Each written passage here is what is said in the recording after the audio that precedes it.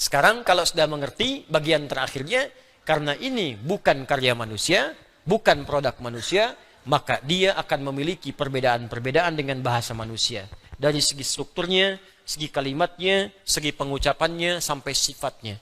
Saya ambil contoh sifatnya misalnya. Karena Quran firman Allah, maka sifat bacaannya beda dengan bacaan manusia. Contoh, silakan Anda cek kalau tidak percaya. Satu-satunya bacaan di muka bumi yang tidak melahirkan rasa bosan, Al-Quran. Yang lain bosan. Yang lain bosan. Bukti. Tunjukkan pada saya ada orang bosan baca Al-Fatihah. Al-Fatihah Al-Quran bukan? Dibaca sehari berapa kali?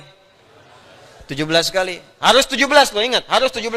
Kalau ibu baca 16 berarti subuhnya 1 rakaat. Karena setiap sholat kita baca Al-Fatihah.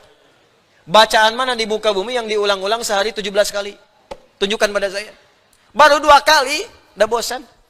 3 kali, udah nggak suka. 4 kali, marah. Udah atam saya, udah 3 kali. Tapi Al-Fatihah nggak ada orang begitu. Baca lagi. Padahal subuh udah 2, duhur 4.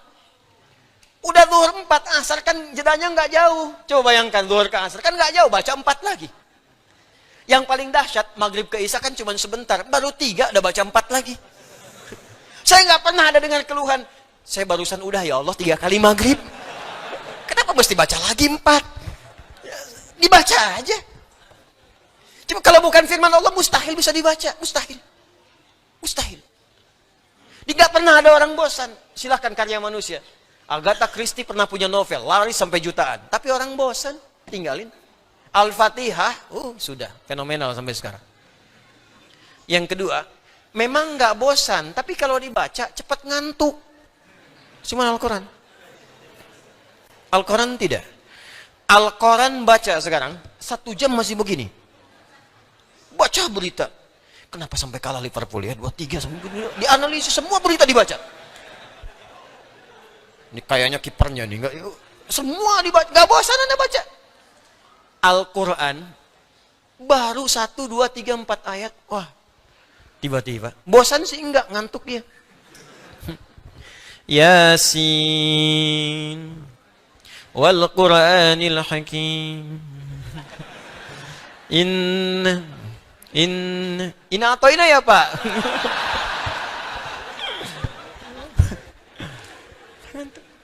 Kenapa?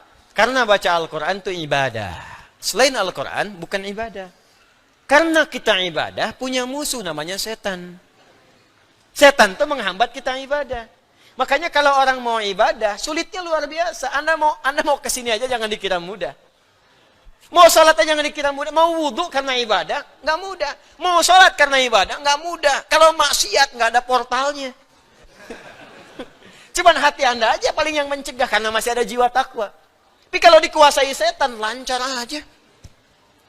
Orang sekarang nyuri motor cuma 3 detik, ada yang 1 detik.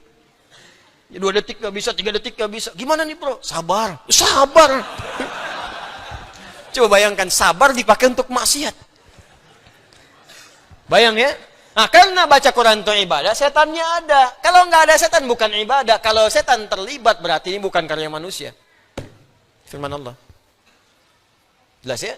Ini sifat dari bacaannya. Mu'jizat dari setiap hurufnya akan kita ketahui saat masuk pada ayat berikutnya. Dzalikal kitabu la raiba fi, dan seterusnya. Kalau nggak percaya, lihat mushaf. Sekarang saya tanya pada Anda. Dzalikal kitabu la hudal lil.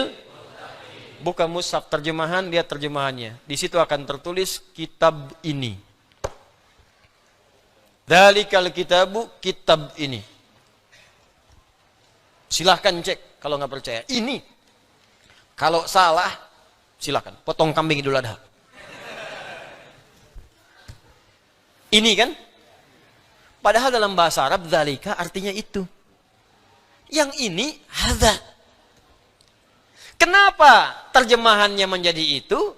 Dari itu menjadi ini? Padahal ini bahasa Arabnya hadza, dzalika terjemahannya itu. Kenapa diterjemahkan berbeda? Kenapa kalimatnya dzalika? Kenapa Alkitab bukan Al-Quran? Kan Allah bisa mengatakan begini, dzalikal Qur'anu la raiba fi. Kenapa mesti Alkitab?